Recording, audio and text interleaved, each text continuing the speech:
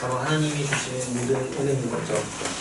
근데 이상하게도 어떤 사람에게는 그저 길거리에서 무료로 나누어주는, 그래서 우리가 곧잘 버리고 마는 사은품처럼 은혜를 취급하기 마련인 거죠.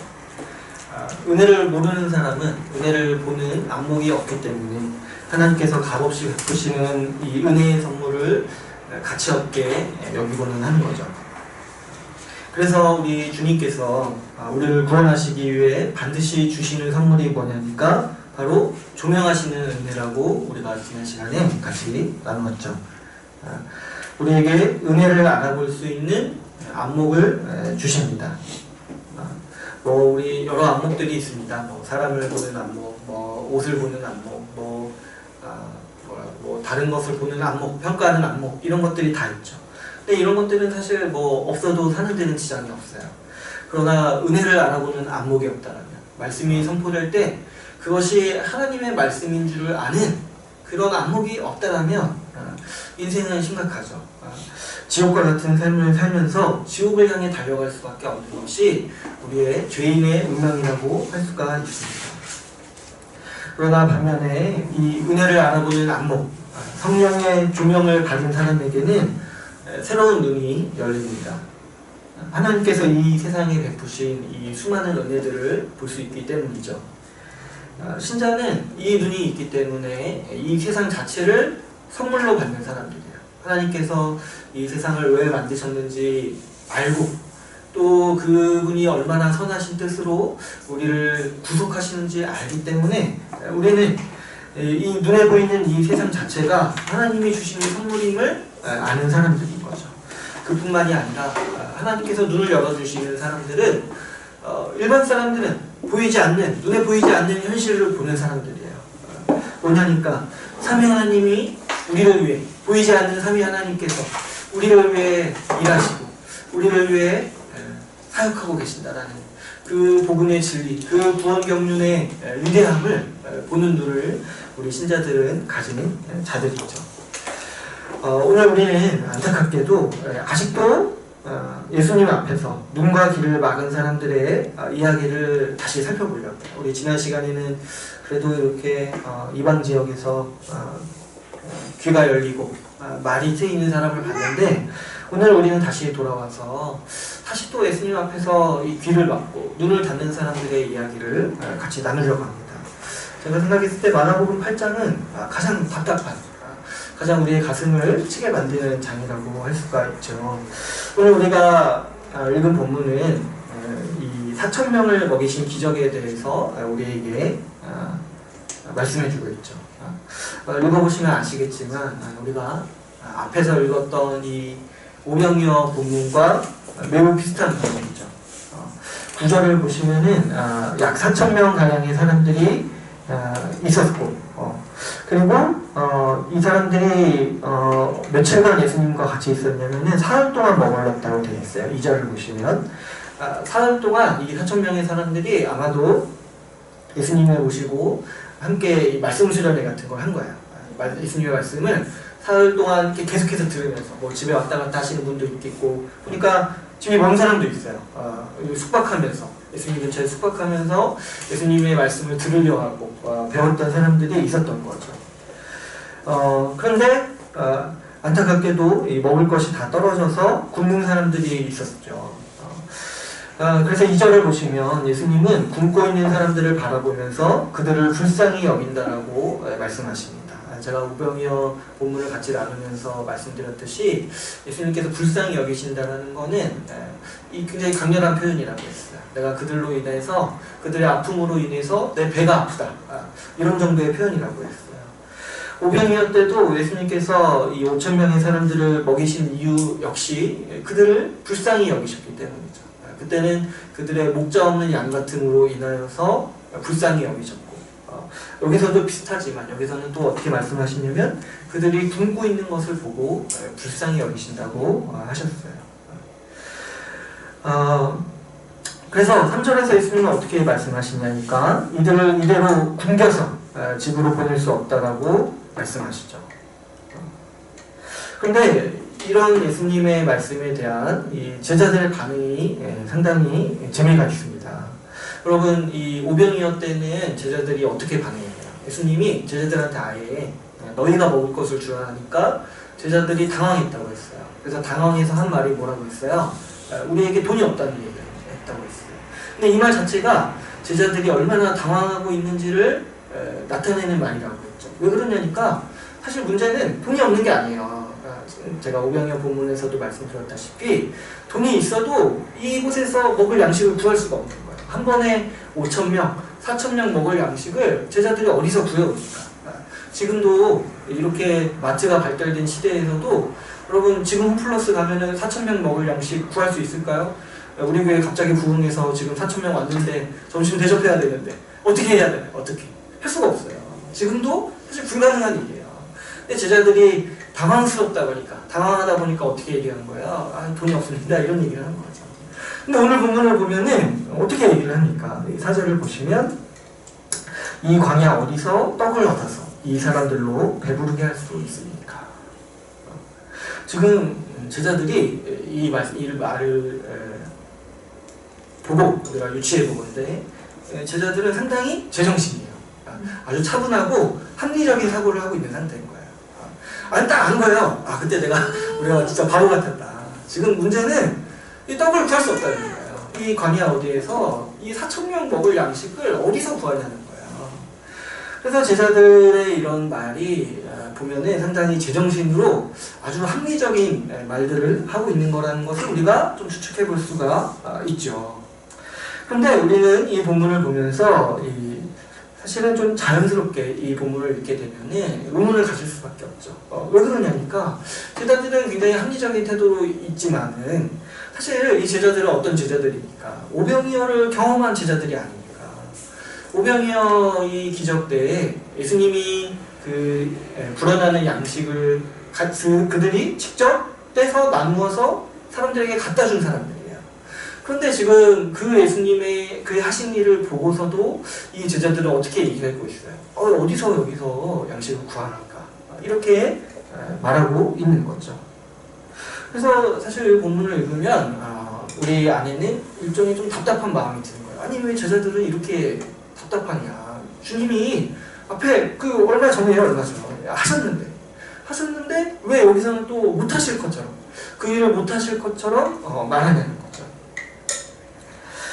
그런 제자들을 이제 뒤로 하시고 예수님은 이 오병이어 때와 똑같은 일을 하십니다. 이 무리들을 땅에 앉게 하시고 또 그때와 똑같이 제자들에게 음식을 떼어서 나눠주도록 하시는 거죠. 이번에도 4,000명의 사람들이 배불리 먹고 더 풍성한 음식이 남았죠. 그래서 예수님은 이번에도 이 배에 차도로 후하게 사람들에게 베푸셨습니다. 그런데 사실 이 4,000명을 먹이신 기적, 이게 이제 기적도 있는데 사실 이 제자들의 이 답답한 모습도 있죠. 그런데 오늘 본문의 11절에서 13절을 보면 이보다 더 답답한 이야기가 나옵니다. 이 바리새인들이 등장하죠. 이 사람들은 정말 우리가 언제 한번 날 잡고 깊게 한번 묵상해봐야 되는 사람들이에요. 이 사람들은 정말 제가 생각했을 때 그 압류발 에너지를 아주 충만하게 가지고 있는 사람들. 보고 있으면 제가 진짜 안 걸릴 것 같아요. 안 걸릴 것 같아요. 이 사람들이 와서 이제 어떻게 하냐니까 이 11절을 한번 보십시오. 11절. 바리새인들이 나와서 예수를 힐난한다고 하죠. 시비를 건다는 거예요. 비아냥된다는 거예요. 시험한다는 거죠. 그래서 그를 시험하여 뭘 구하냐니까 하늘로부터 오는 표적을 구하거늘 이렇게 한다는 거죠. 여기서 이제 표적이라는 거는 뭐냐니까 이런 거예요. 이 사람이 메시아임을 알아챌 수 있는 기적을 말하는 거죠. 근데 이런 게 뭐냐니까 구약에서 메시아가 오시면 일어나리라고 한 일들이 있어요. 우리가 지난 시간에 살펴본 것과 같이 귀 먹고 말을 못하는 사람이 귀가 열리고 말을 하게 되는 거. 이거 이사야서의 예언에 있다고 했죠. 그러니까 이거는 메시아의 표적인 거예요.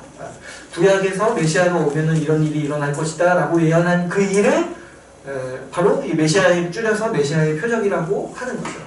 그래서 이 바리새인들이 와서 요구하는 게 뭐냐니까 구약에서 예언한 그 일을 한번 해봐라 이렇게 요구하고 있는 것이죠. 그러니까 약간 이 태도를 보면은 지금 굉장히 비아냥되는 태도라고 할 수 있어요. 신란하면서 시험하면서 하늘로부터 오는 표적을 보여줘봐라, 한번 해봐라, 이런 식으로 얘기하는 거죠. 마치 십자가에 달린 예수님을 보고서도 너가 메시아거든, 내려와서 너를 구원해봐라, 이렇게 말하는 사람들과 똑같은 태도로서 지금 예수님을 대하고 있는 것이죠. 근데 여러분, 이 사람들의 태도가 정말 이상하지 않습니까? 이 본문을 우리가 계속 연속해서 읽으면은 이 사람들이 하는 태도가 정말 말도 안 된다는 것을 우리가 볼 수가 있죠. 그동안 예수님은 수많은 표적을 보여주셨습니다. 오병이어도 대표적인 이 메시아의 표적이고, 바로 우리가 전주에 살펴봤던 이 귀먹고 말도 없는 사람을 고치시는 장면도 구약이 예언한 메시아의 표적이죠. 그리고 이 바로 전에 예수님은 이미 4,000명을 하늘의 양식으로서 먹이신 분이세요. 근데 그런 분을 앞에 두고 비아냥대면서 어디 한번 메시아의 표적을 더 보여봐라, 이렇게 얘기하고 있는 것이죠. 12절을 보시면 이제 우리가 예수님께서 이렇게 행동하시는 이유를 충분히 이해할 만하죠. 예수님께서 어떻게 하시냐니까 마음속으로 깊이 탄식하시죠. 그럴만 하지 않겠습니까? 저도 이렇게 보다 보면 어떻게 이런가 싶냐는 거죠. 아니 앞에 이적만 얘기해도 수많은 이적들이 있었어요. 그렇죠? 그리고 바리새인들이 직접 본 이적들도 상당히 많이 있었어요.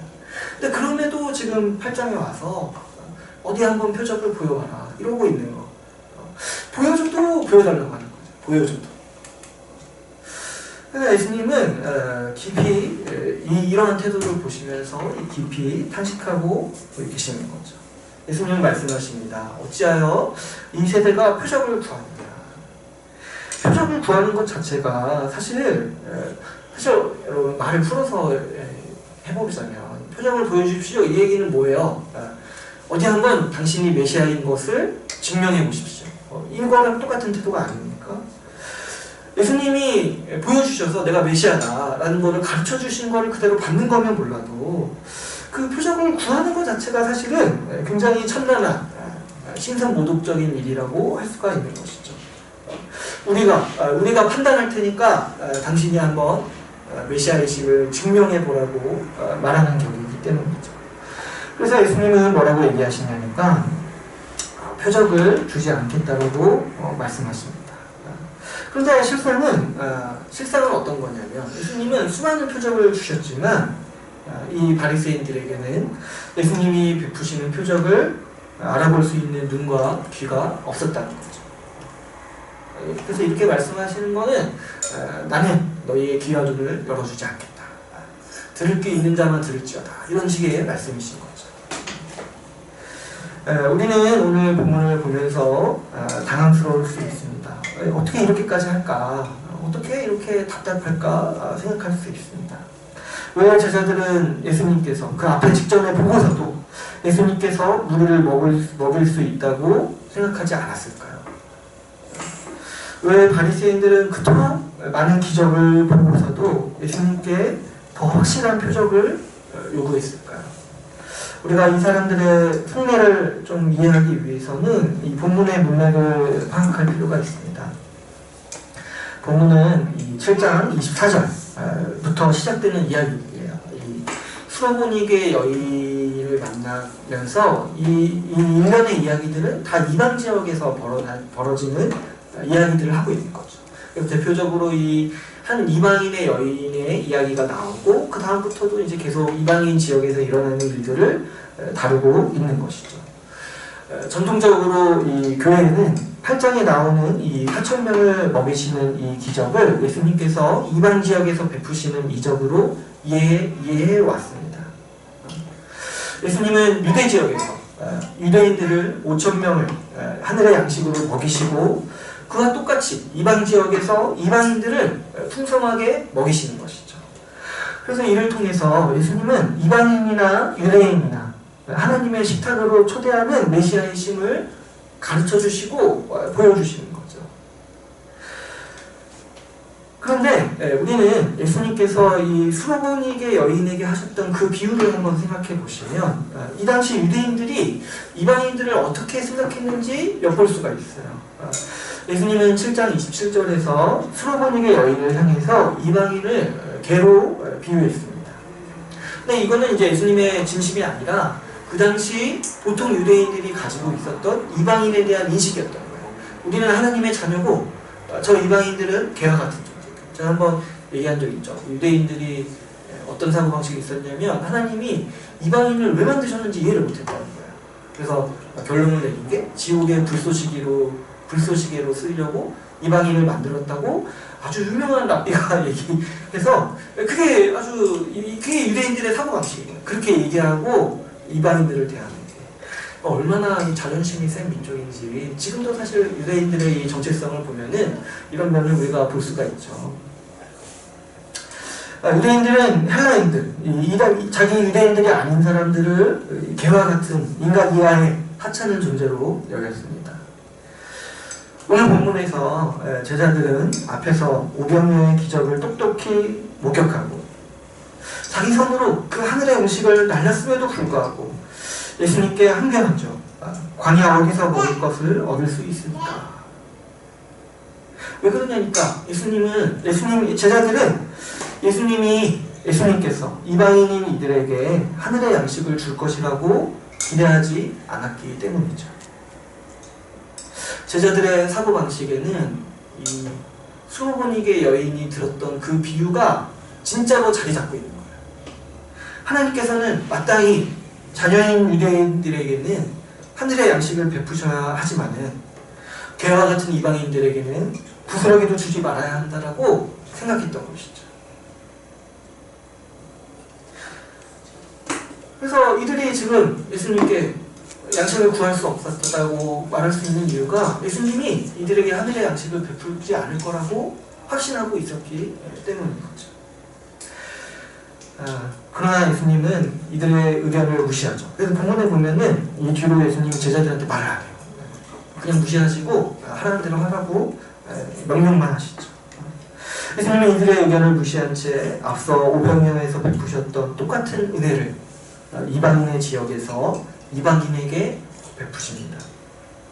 이번에도 예수님은 그 제자들의 손으로 직접 하늘의 양식을 이방인들에게 나누게 하시죠. 예수님은 이렇게 제자들이 기존에 가지고 있던 기준을 완전히 무너뜨리십니다. 하나님의 은혜가 유대인의 잣대로만 임하지 않고 오직 하나님의 주권대로 모든 사람에게 임한다는 사실을 우리에게 보여주시는 것이죠. 바리새인들 역시도 이 이방인들에게 기적을 베푸시는 예수님을 보면서 혼란을 느꼈을 수도 있습니다.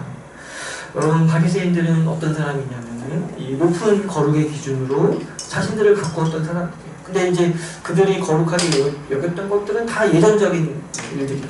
뭘 하고 안 하고, 뭐에 손대지 않고, 손을 씻고, 금식하고 이런 것들이에요. 이런 높은 표준으로 자신들을 가꾸었던 사람들. 자기들의 자의대로 장로들의 전통과 규례를 만들어서 사람들에게 강요했고 이 기준을 지키지 않는 사람들과는 교제하지도 않았던 사람들이에요. 그래서 예수님이 이 세리들과 식탁 교제하는 것을 바리새인들이 정말 견디기가 힘들었어요. 자기들은 자기들을 거룩하게 가꿔야 된다는 생각 때문에 죄인과 교제하는 것을 죄와 똑같이 여겼어요. 죄인과 교제하고 죄인과 같은 식탁에 앉으면 자기도 부정해진다고 여겼어요. 자기의 거룩을 정말 가꾸고 정말 자기의 거룩을 최대한으로 유지하고자 자기를 구별했죠. 그런 식으로. 그래서 죄인과 세리들과 식사한다고 예수님을 힐난했던 사람들이에요. 그랬던 이들이 이방인들에게 은혜를 베푸시는 자기들이 인간도 아니라 개처럼 여겼던 이방인들에게 하나님의 이 메시아 표적을 베푸시는 메시아를 그리스도를 이들이 어떻게 상상이나 할 수 있었겠습니까? 바리새인들이 원했던 메시아는 이런 메시아가 아니에요. 바리새인들이 여기서 표적을 다시 구하고 있는 이유는 예수님이 베푸시는 기적들이 자기들의 기준과 맞지 않기 때문에 바리새인들이 원했던 메시아는 유대인들의 메시아예요. 그들의 기원부터가 굉장히 민족주의적인 성격을 띠죠. 그들의 기원을 제가 말씀드린 적이 있죠. 그들은 자기 민족이 원래는 세계를 다스려야 되는데 자꾸 실패하고 나라가 망해서 다른 나라의 속국으로 존재하는 사실을 견디지 못했어요. 우리가 하나님의 선택하신 백성으로서 열방을 다스려야 되는데 지금 다른 민족의 속국으로 있는 사실을 견디지 못했어요. 그래서 어떻게 하면 하나님이 우리를 회복시켜 주실까 고민했을 때 이들이 문제점을 찾은 것은 우리가 율법을 열심히 지켜야 된다는 것이죠. 그래서 이들이 이렇게 열심히 율법을 지키는 이유가 있었어요. 그게 뭐냐니까 우리 유대인들이, 우리 바리새인들이 열방을 지배하는 민족으로 하나님이 회복시켜 주시고 그 열방을 지배하는 왕으로서 메시아를 보내주실 거라고 이들은 굳게 믿고 있었던 거죠. 그러니까 지금 이 예수님께서 이방인들에게 가서 메시아 표적을 베푸시고 은혜를 베푸시는 이 장면들이 이들에게는 너무 불쾌한 거예요. 우리가 이방인들을 지배해야 되는데 왜 그들에게 하나님의 은혜를 베푸냐는 것이죠.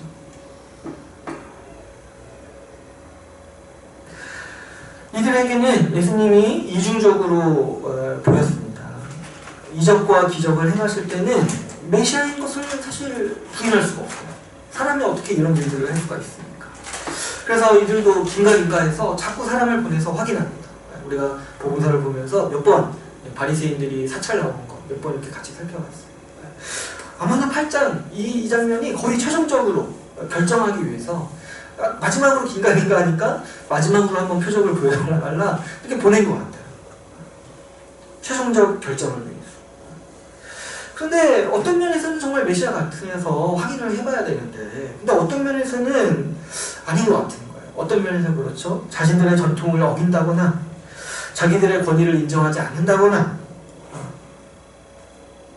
오셔서 이렇게 열심히 살아온 이렇게 열심히 메시아를 기다려온 우리를 칭찬해 주시지 않고 오히려 비난하신다거나 오히려 책망하신다거나 이런 모습을 보면서 이 바리새인들 마음속에서는 뭐가 자리 잡기 시작했냐면은 이 사람이 메시아가 아니었으면 좋겠다.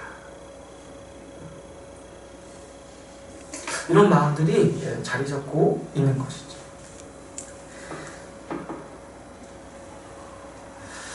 우리는 이런 태도를 뭐라고 부르는지 많이 들어서 알고 있죠. 우리는 이렇게 오늘 본문에 나오는 제자들과 바리새인들처럼 자기만의 자의적 기준으로 스스로를 옳다 여기면서 하나님과 사람들을 판단하는 태도를 자기의라고 부른다고 우리가 앞서서도 나눴었고 많이 배웠죠. 이 바리새인은 이 자기의가 얼마나 사람을 휘어잡을 수 있는지를 아주 보여주는 사람들이죠. 여러분 자기의란 무엇입니까? 모든 의로움은 하나님이 기준이 되시는 의죠. 그러나 자기의는 자신이 자의적으로 세운 의로움이에요. 자기 스스로 의로움의 기준을 세워서 하나님의 은혜를 거부하고 사람들을 판단하고 비방하는 태도라고 할 수 있습니다.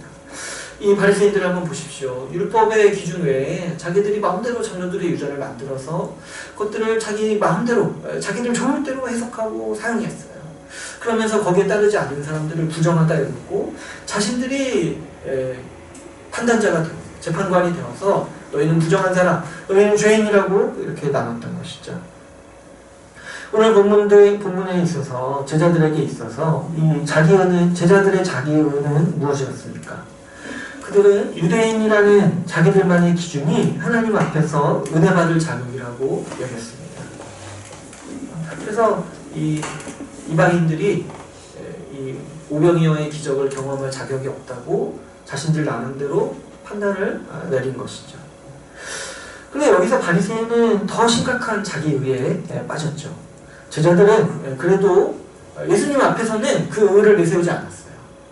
아직도 가지고 있는 게 있지만은 그래도 예수님 앞에서 서서히 깨져가면서 이게 언제 완전히 무너지냐니까 사도행전에서 이 베드로에게 성령께서 환상으로 보여주실 때 그때 이제 이 교회가 공식적으로 선포하는 거 그때 완전히 무너지죠.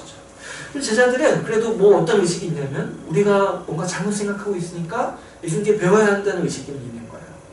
주님이 말씀하시니까.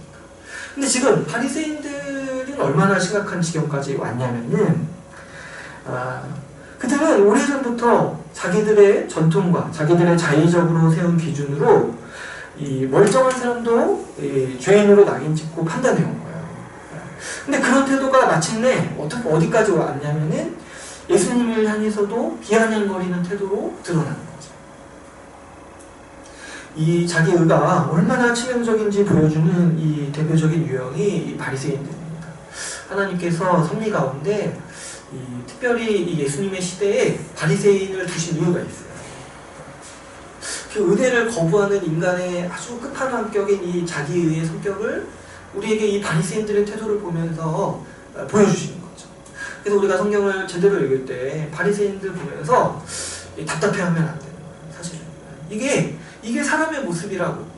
우리 사람이 하나님을 어떻게 대하고 있는지 주님은 이 바리새인들의 태도를 보여주시면서 우리에게 보여주시고 있는 것이죠. 사람은 언제나 자기 기준과 자기 의의 태도로 하나님의 은혜를 판단하고 평가하고 예수 그리스도마저 그 앞에서 비아냥거리면서 거부할 수 있는 존재라는 거죠. 우리가 복음 전해보면 얼마나 이해는 가지만 얼마나 교만한 태도들이 많습니까?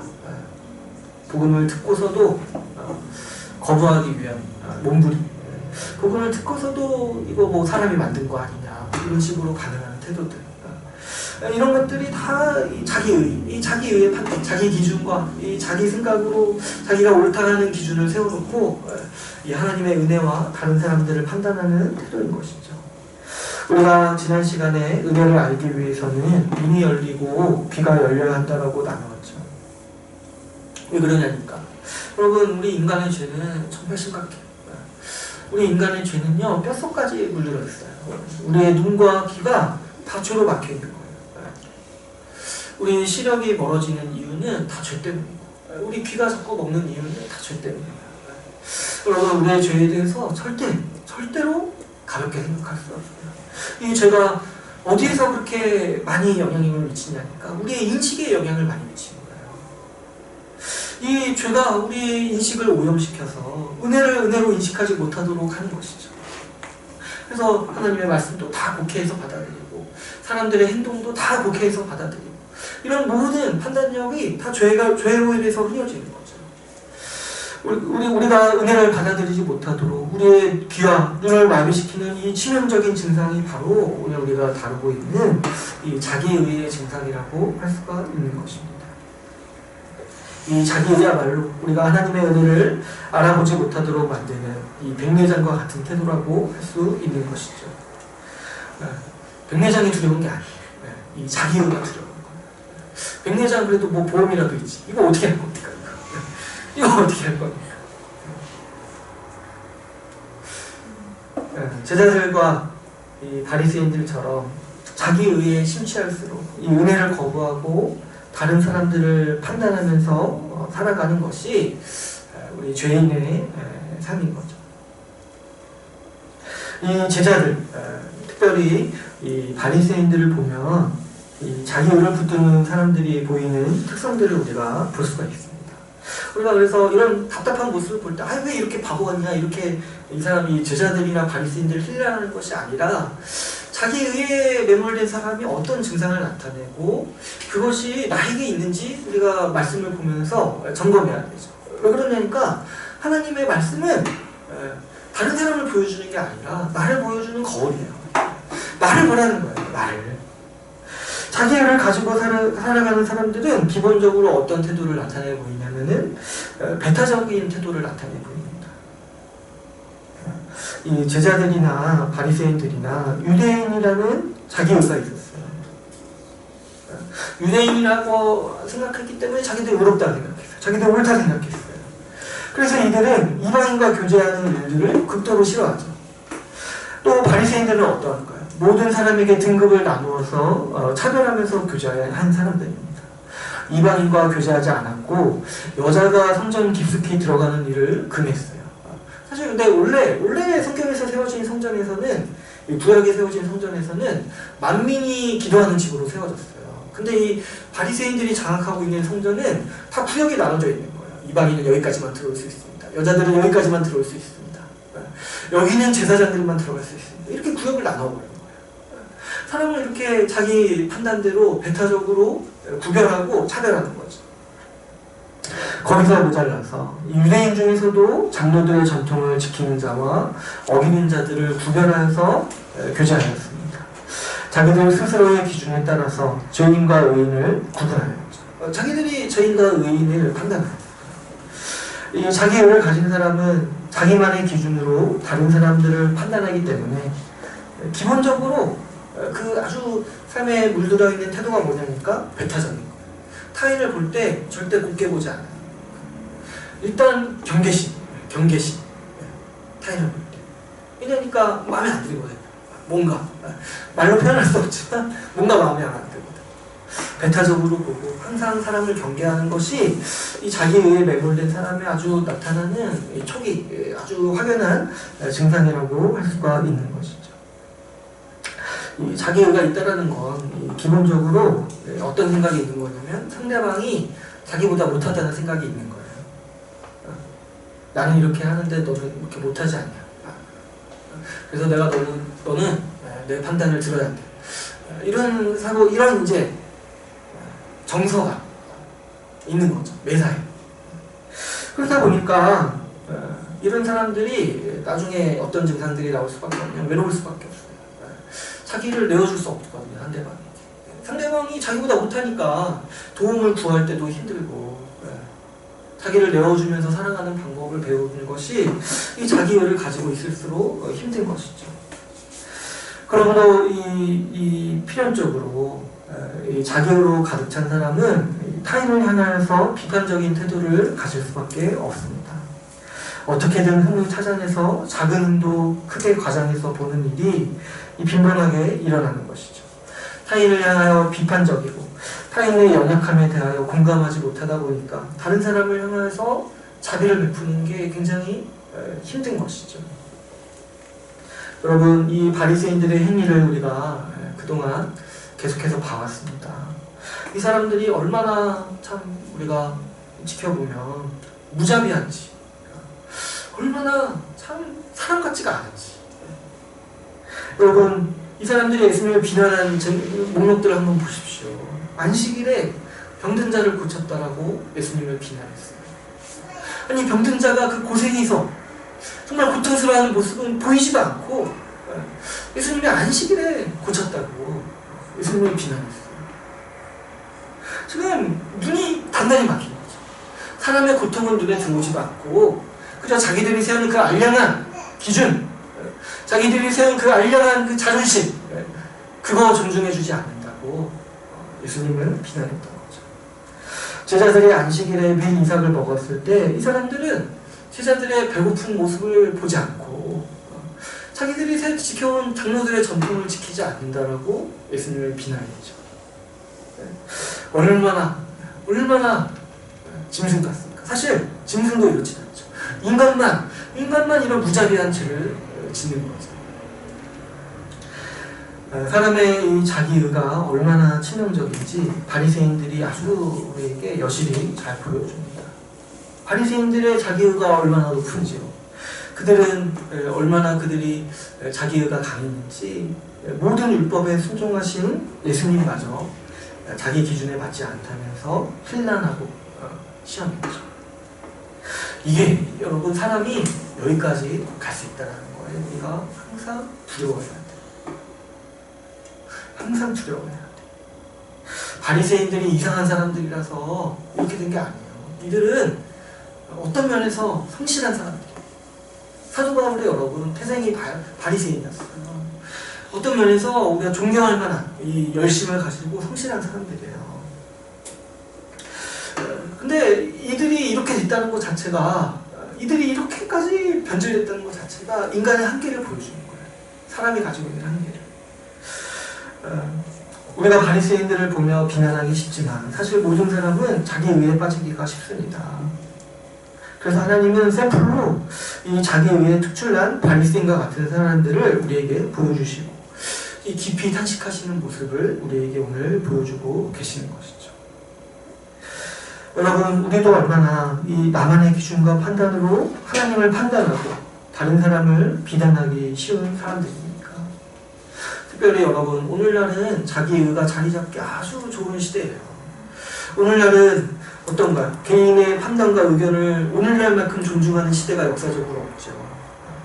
오늘날만큼 너의 판단이 옳다고 인정해주는 그 시대에 얼마나 자기 의가 이 시대의 아들들의, 우리 같은 사람들에게 가슴속 깊숙이 어릴 때부터 뿌리박혔습니까? 우리는 각자가 스스로 만들어낸 의의 기준으로 하나님을 비평하고 타인을 비난하기 아주 좋은 시대에 살고 있는 것이죠. 그래서 여러분, 이상하게 이렇게 인권이 발달된 시대에 이상하게 소송은 더 늘어나고 이상하게 법적 분쟁은 더 늘어나는 거예요.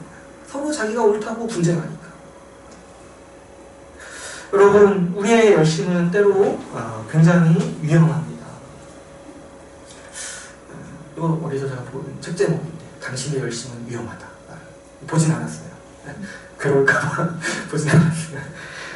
여러분, 근데 저도 살아보면 이게 진짜 이 죄인이 정말 답답한 게 있어요. 우리는 열심히 살아야 되지 않습니까? 우리 열심히 살아야 돼요. 열심히 신앙생활 해야 되고 신실하게 살아야 돼요. 그렇지 않으면 우리의 죄가 어떻게 날마다 기승을 부리는데 어떻게 우리가 경건하게 살아갑니까? 날마다 열심히 성령을 붙들고 살아가는 방법밖에는 없는 거죠. 근데 우리에게 똑같이 또 따라오는 현실이 뭐가 있냐면 우리는 순간적으로 우리의 열심과 공로를 자기 의로 만들기 쉬운 사람들이라는 거예요. 누구보다도 하나님을 섬기는 일에 열심이었던 바리새인들의 이 모습들을 통해서 우리는 이 점을 항상 명심해야 돼요. 우리가 신실하게 살아가기 위해서 열심히 신앙생활을 해야 되는데 인간의 깊은 죄는 어느새 우리의 열심을 자기 의로 만들어버립니다. 여기서 이 사단의 카운터 어택이 있는 거예요. 우리가 경건하게 살아가고자 할 때 사단의 마지막 무기가 뭐냐면은 이걸 우리의 교만함으로 만들어버립니다. 너 이렇게 한다는 거야? 근데 그러면 카운터 어택이 일반 공격보다 더 강한 거예요. 한번 맞으면 이전보다 더 악한 KO 상태 가는 거죠. 우리 인간의 깊은 죄는 어느새 우리의 열심을 자기 의로 만들어버립니다. 사탄은 우리에게 와서 우리의 공로를 우리의 권리로 여기라고 속삭이는 자리죠. 그래서 우리 주변에는 이와 같은 이 바리새인들과 같은 이야기들이 넘쳐나는 거예요. 성경을 많이 아는 사람이 교만한 거예요. 그래서 비판하고 비평적. 기도 많이 하는 사람이 다른 사람을 비난하고 판단하는 거죠. 봉사 많이 하는 사람이 불평과 불만으로 일관하는 일들이 그래서 우리 가운데 일어나는 거죠. 저도 이 일이 너무 심각하다고 느낀 적이 많았어요. 저도 대학교 때 가졌던 생각이 좀 나를 훈련하고 싶다. 내가 정말 경건의 훈련을 하고 싶다는 생각을 해서 그래서 매일 기도하고 말씀 보는 훈련을 제가 지속적으로 했었어요. 근데 이제 제가 그때 한번 얘기 나눈 적이 있었던 것 같은데 원룸에서 공동체 생활을 같이 했었는데 제 욕심으로는 이제 제가 훈련을 하니까 제가 이제 같이 있는 사람들을 같이 경건의 훈련의 자리로 같이 하고 싶었어요. 근데 이제 대학생들도 이제 피곤하잖아요. 아침에 일어나기가 좀 힘든 거예요. 항상 저 혼자 일어나서 기도하고 오면은 그때까지 이제 자고 있는 제 후배들을 보면서 제가 항상 혀를 찾죠. 아유, 진짜 이러고 제가 1년을 사니까 기도 습관은 잡혔어요. 근데 왜 참 어느 날 기도하다가 주님이 제 마음을 보여주시는데 너무 충격을 받은 게 제가 1년 내내 지체들을 비난하면서 살아요. 근데 제가 하나님 앞에 무릎 꿇으면서 그런 고백을 했죠. 차라리 제가 기도를 안 했으면 좋았을 거예요. 제가 이런 훈련을 안 했으면 차라리 그래도 지체들을 더 사랑하지 않았겠나 생각이 들었던 거죠. 나중에 보니까 정말 제 자신이 어처구니가 없었던 거죠. 아니 여러분, 기도하는 목적도 말씀 보는 목적도 형제를 사랑하기 위해 살아가기 위해 하는 거잖아요.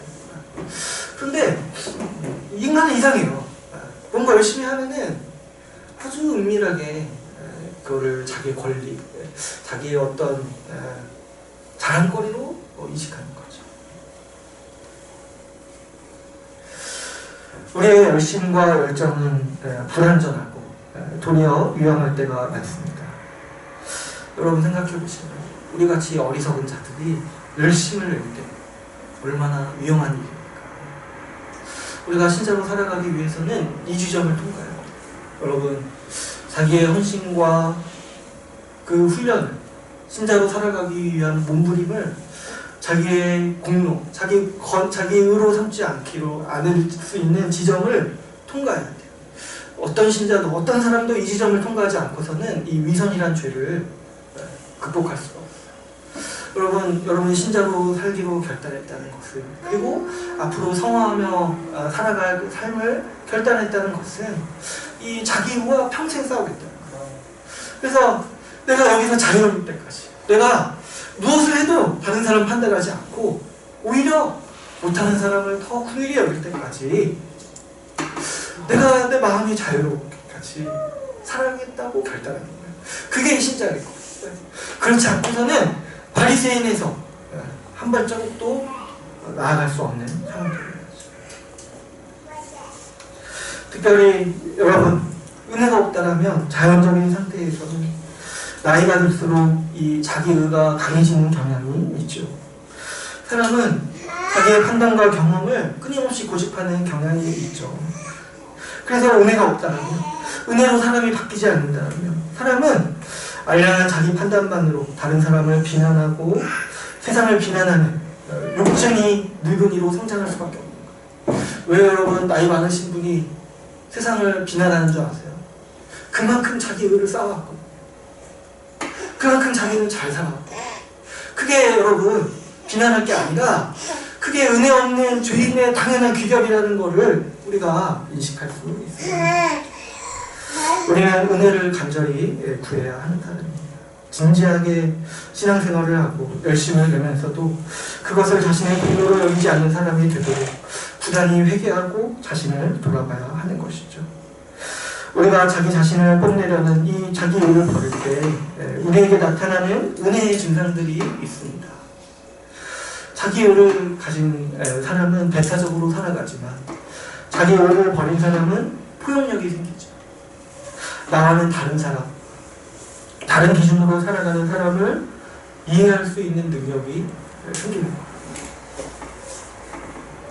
내 기준을 버리고 하나님의 은혜의 기준을 받아들였기 때문에 하나님의 시각에서 사람들을 대할 수 있는 눈이 열리는 거죠. 그럴 때 이런 시각이 좀 생길 때 내가 자기를 좀 버렸구나, 이거를 우리가 깨달을 수 있어요. 내가 내 기준, 내가 생각해온 방식대로 사람을 판단하는 것이 아니라 하나님께서 보시는 기준으로 사람들이 보이기 시작할 때 그때서 우리 비로소 내가 자기에서 좀 벗어났구나 여길 수 있는 것이죠. 여러분 한번 생각해 보시면 우리 주님의 기준을 한번 생각해 보세요. 우리 주님은 어떻게 말씀하셨습니까? 우리에게 원수를 사랑하라고 하셨어요. 원수를. 자기가 사랑할 만한 사람을 사랑하는 것은 주님을 믿지 않는 악인들도 하는 일이라는 거죠. 그러나 원수를 사랑하는 일은 어떤 사람만 할 수 있습니까?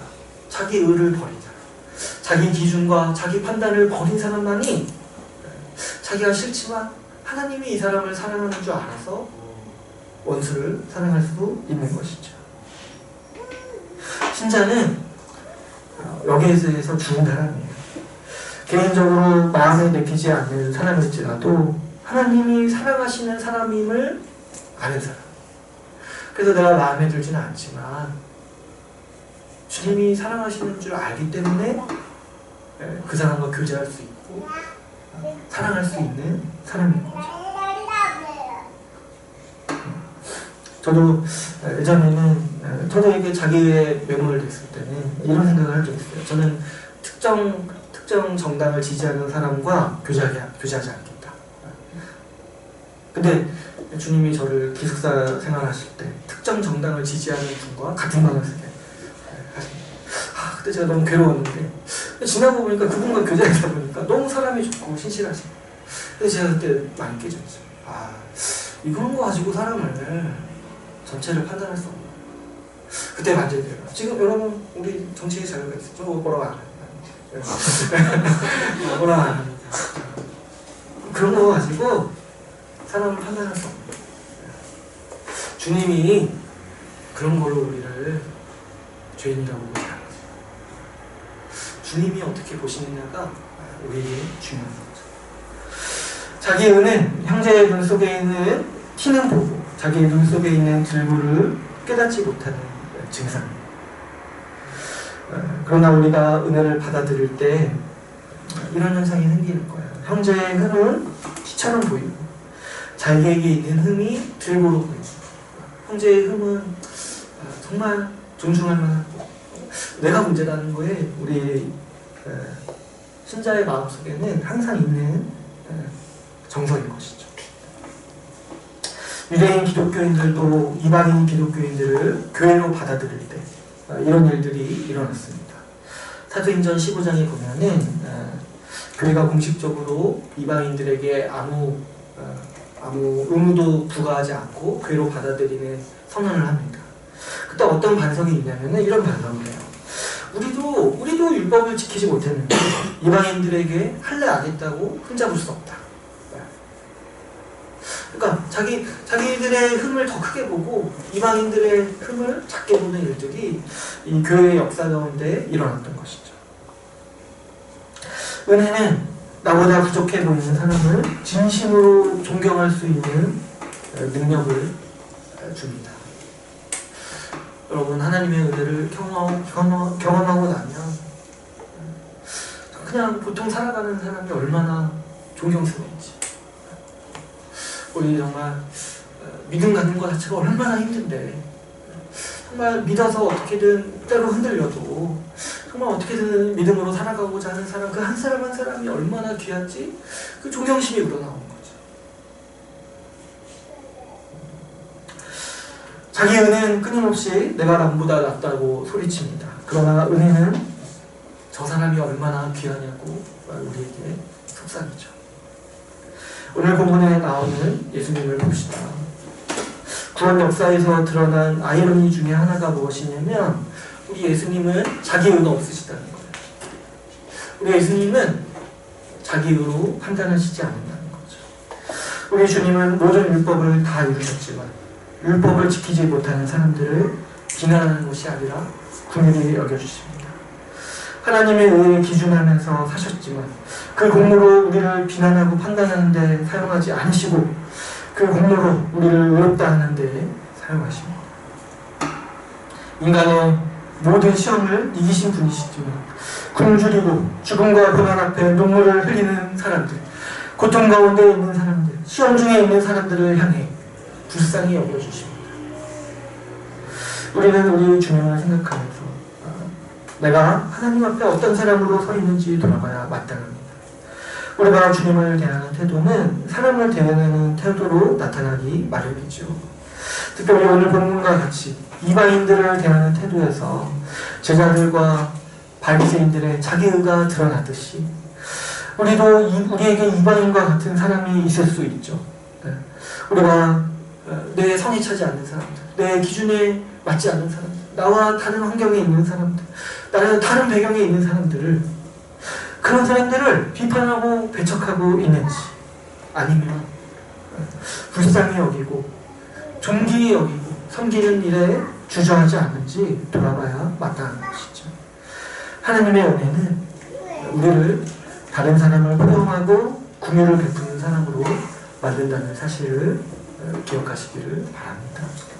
오늘 말씀을 뵙겠습니다. 누가복음 6장 36절에서 주님은 이렇게 말씀하십니다. 너희의 아버지의 자비로우심 같이 너희도 자비로운 자가 되라. 죄로 오염된 인간은 자기 의를 가지고 은혜를 거부하며 다른 사람을 비난하며 살아가지만 자기 의를 버리고 은혜를 받아들이는 사람은 하나님을 닮은 자비로운 사람이 된다는 사실에 대해서 같이 함께 나누었습니다. 여러분, 우리 중에 아직도 이 자기를 보지 못한 사람이 있을 수 있습니다. 자기의 알량한 공로와 경험으로 하나님의 은혜를 판단하고 다른 사람을 비난하는 태도를 여전히 가지고 있을 수 있습니다. 여러분, 그 자기를 버리기로 결단하시길 바랍니다. 지금 그러지 않는다면 여러분은 언젠가 욕쟁이 할머니가 되고 욕쟁이 할아버지가 되고 그 두려워하셔야 돼요. 그 죄로 정철된 인생을 사는 삶을 두려워하셔야 합니다. 우리 중에 회심을 통해서 자기를 깊이 회개하신 분들도 있습니다. 그러나 이 자기의 증사는 우리가 성화하지 않는 한 지속적으로 우리에게 달라붙어서 우리를 지옥의 사람으로 만들어버린다는 사실을 기억하기 바랍니다. 이런 일에는 안심할수록 더 위험하다는 사실을 기억하십시오. 내가 자기에 의해서 안전하다고 생각하는 순간 그게 사단이 주는 마음이라는 것을 기억하십시오. 가장 지독한 자기의가 종교적 자기의임을 바리새인들을 보면서 경각심을 가져야 합니다. 자기와 지속적으로 싸우기를 선택해야 합니다. 누구도 이 지점을 통과하지 못한다면 신자로서 자유롭게 살아가는 일이 굉장히 힘들죠. 자기에 의해 사람이 아니라 하나님의 은혜로 하나님을 닮은 자비를 베푸는 사람이 되기를, 그 사람으로 살아가기를 결단하시기를 바랍니다. 주님께서 큰 은혜를 우리에게 주셨습니다. 그 은혜에 반응하여서 자기 기준, 자기 의를 버리고 서로 불쌍히 여기며 존중하는 우리 주의 나라 교회가 되기를 간절히 소망합니다. 오늘 말씀을 마치고 같이 기도하는 시간을 갖도록 하겠습니다.